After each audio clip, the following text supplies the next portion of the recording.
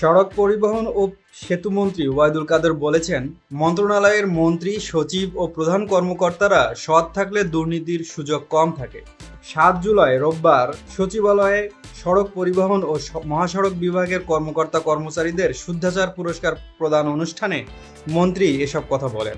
আওয়ামী লীগের সাধারণ সম্পাদক বলেন, বিএনপি মেগা প্রকল্পে মেগা দুর্নীতির কথা বলে।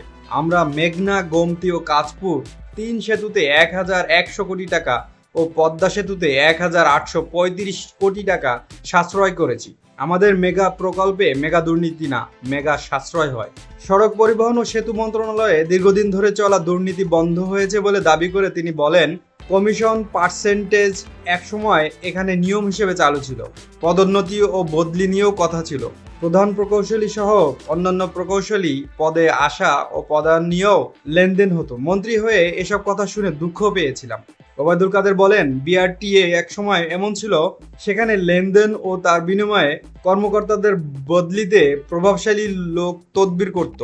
সেটা অনেকাংশে বন্ধ হয়েছে। তবে মিরপুর, ইকুরিয়া সহ কয়েকটি জায়গায় কিছু কর্মকর্তা কর্মচারীদের যোগসাজশে কিছু অনিয়ম হয়। সর্ষের মধ্যে দালালের মতো ভূত নিরাপদ আশ্রয় পেলে দুর্নীতি হবেই। মন্ত্রণালয়ের মন্ত্রী, সচিব ও প্রধান কর্মকর্তারা সৎ থাকলে দুর্নীতির সুযোগ কম থাকে বলে মন্তব্য করেন ওবায়দুল কাদের। তিনি বলেন, দুর্নীতি এমন একটা বিষয় যা বেপরোয়া গতিতে বিস্তার লাভ করে। পরে অনেকে ধরা পড়ে। দুর্নীতির জন্য যে মূল্য দিতে হয় তা দুঃখজনক ও দুর্ভাগ্যজনক।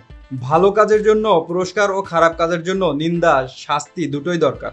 ওবায়দুল কাদের গর্বের সাথে সড়ক পরিবহন ও সেতু মন্ত্রণালয়ে দীর্ঘদিন ধরে চলা দুর্নীতি বন্ধ হয়েছে বলে দাবি করেছেন। এর অর্থ দাঁড়ায় তিনি সৎ মন্ত্রী। তার সড়ক পরিবহন ও মহাসড়ক বিভাগের সচিব আমানুল্লাহ নুরি সৎ সচিব। সেতু বিভাগের সচিব মনজুর হোসেনও অসৎ নন, তবে সততার রকম ফের আছে। অনেকে নিজে সৎ থাকার চেষ্টা করেন, তবে কর্তৃপক্ষের অবৈধ আদেশ পালন করে বড় বড় দুর্নীতিতে সহায়তা করে চাকরি রক্ষা করেন। এমন সৎরাও খাঁটি সৎ নন, দেশপ্রেমিকও নন।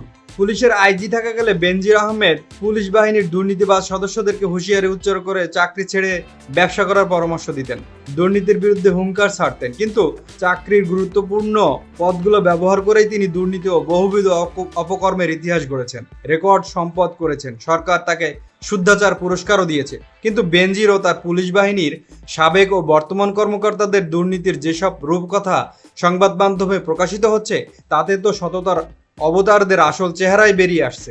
ওবায়দুল কাদেরের কাছে জানতে চাওয়া যাক, তার মন্ত্রণালয় বাদে আর কোন কোন মন্ত্রণালয়ের মন্ত্রী, সচিব ও প্রধান কর্মকর্তারা সৎ, সে সম্পর্কে তার কাছে কোনো তথ্য আছে কিনা। সে তথ্য থেকে থাকলে ওই সব মন্ত্রণালয়ের দুর্নীতির পরিস্থিতি ও দুর্নীতির সুযোগ সুবিধা কতটা আছে তা অনুসন্ধান করা যেত। কাদের সাহেবের কথার সত্যতা প্রমাণের সুযোগ পাওয়া যেত। তা না থাকলে মন্ত্রণালয়ের মন্ত্রী, সচিব ও প্রধান কর্মকর্তারা সৎ থাকলেও দুর্নীতির সুযোগ কম থাকে। মন্ত্রী কাদেরের এই উদ্ধৃতি ফাঁকা বুলি হিসেবেই চিহ্নিত হবে।